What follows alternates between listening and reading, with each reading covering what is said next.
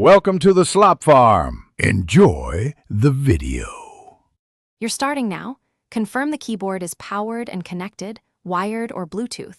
Replace batteries if needed. Press Win plus X or hit Win, then type Device Manager and open it. Once inside, make sure to expand keyboards and view hidden devices via the View menu. This reveals drivers that were removed but still registered.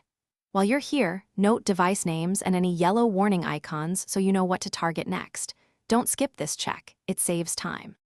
Now you'll fix drivers. Right-click the keyboard entry and choose Update Driver if you see it.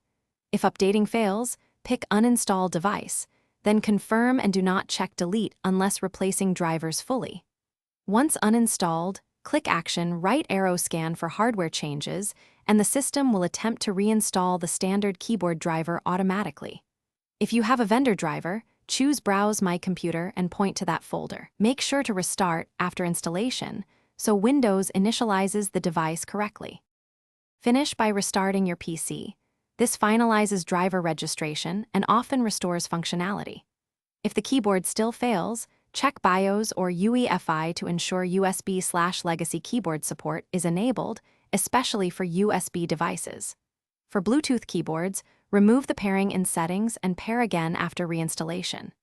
If none of this helps, perform a system restore to a known working point. This reverses recent driver changes. Troubleshooting tip: if keyboard is missing entirely, test with a different port or on another computer to isolate hardware versus software. Thanks for watching. Consider subscribing if we helped you today.